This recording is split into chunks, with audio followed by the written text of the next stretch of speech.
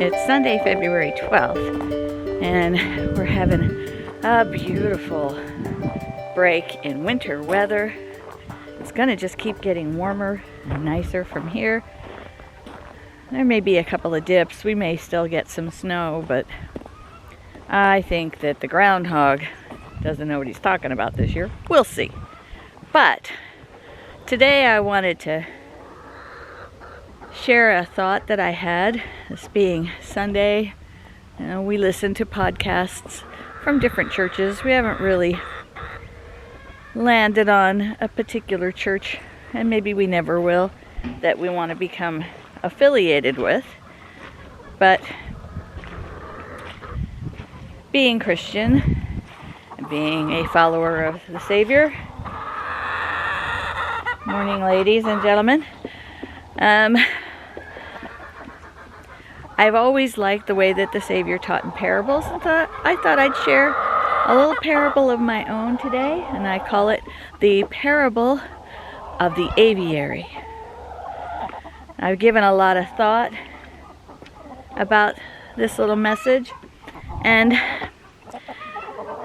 you know, we all face our dangers in life. We face our struggles, our struggle with sin, that, you know, sin is just mistakes that we make, or choices that we make that we shouldn't, or we regret, or we haven't grown in our journey in this life to avoid these pitfalls.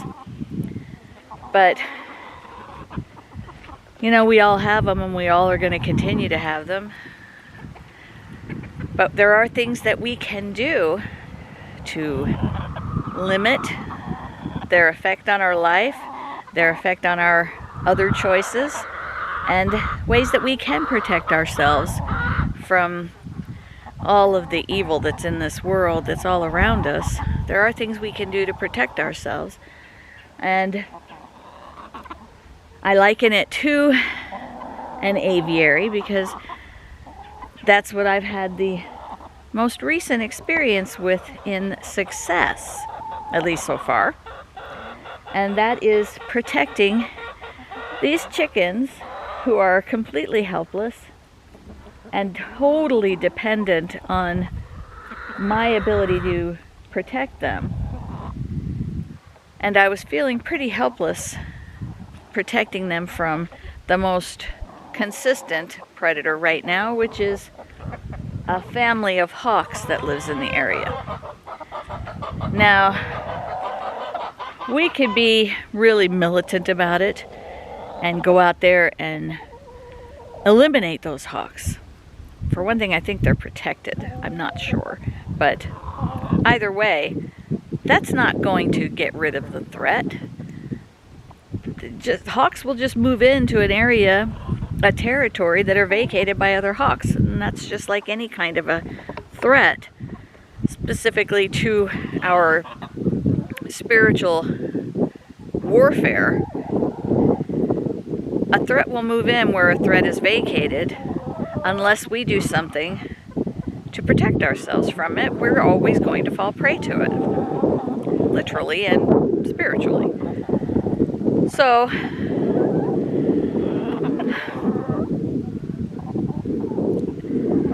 I needed to protect the chickens not just from those threats, the hawks, but other threats that aren't here yet, threats that come seasonally. And there are buzzards that'll probably want to pick them off. There's also eagles. There are owls. Now, owls are mainly at night, and so I constructed a really solid, or no, I didn't, I paid to have constructed a really solid chicken coop to protect them from nighttime predators, from ground predators and digging predators.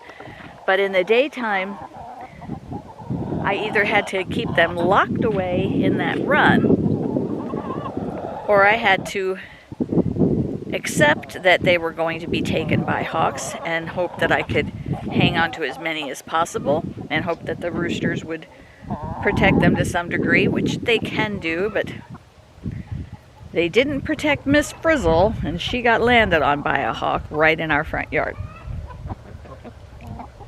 So I had to take the steps to build an aviary, which is made of bird netting. It's long sections of bird netting, and I've got it laced together with very visible lacings.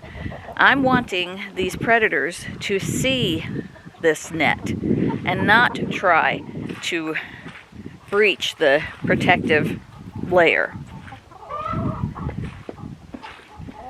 And at this point, we saw a group of them hovering very low today, and then they moved on because they saw the aviary and they knew that even though they could see their prey very easily, they could not get to them. That thin layer, almost imperceptible layer of netting, is a barrier between the hawks that would take them and the safety of being out in the sunshine and the fresh air in this chicken yard.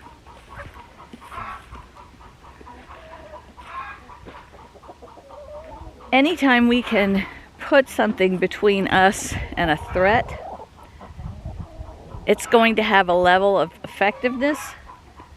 This has a very strong effectiveness. It doesn't seem like it would be much, but it stops the aerial predators.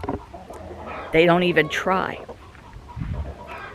And for me, it's like maintaining my own spiritual well-being, my relationship with the Savior. Maintaining a connection with Him, with His teachings, and trying to keep it strong. And just like I'm going to have to continually monitor the lacing, the connection between each layer of netting to make sure no holes appear, no gaps appear, I have to do the same thing with my spiritual preparedness. Always checking in with how I'm doing, always looking for ways of keeping myself spiritually strong. And as I do that, while there are threats and predators out there that would like to take away my faith, that would like to make me give up, would like to make me doubt, as long as I keep that spiritual barrier intact and constantly monitor the strength of it, there's nothing they can do. There's no success that they'll have. And just like those hawks this morning, they may circle for a bit. They may look to see if there's a gap, but then they'll move on. There's plenty of other prey out there for them to have, but it won't be me, and it won't be today. And that's all we can do. We can't protect others. We can only protect ourselves and hope that through our example, others will seek the same kind of protection, but they have to do it for themselves. No one else was going to protect my chickens, and no one else put the thought into it that I did, because the loss would be mine, not theirs. No one else is going to protect our spirituality. We have to look out for our own spirituality. Now, I know that there are other people that have seen or heard about the aviary that I made for my chickens, and they're following that example, and they're going to build their own. How well they build it is up to them, and how much they maintain it is up to them. But at least for now, my aviary is an example to them of how to protect their chickens. And I would like to hope that my spiritual preparedness, that the things that I say and the way that I conduct myself is an example to others on how to strengthen and protect their own spiritual heart.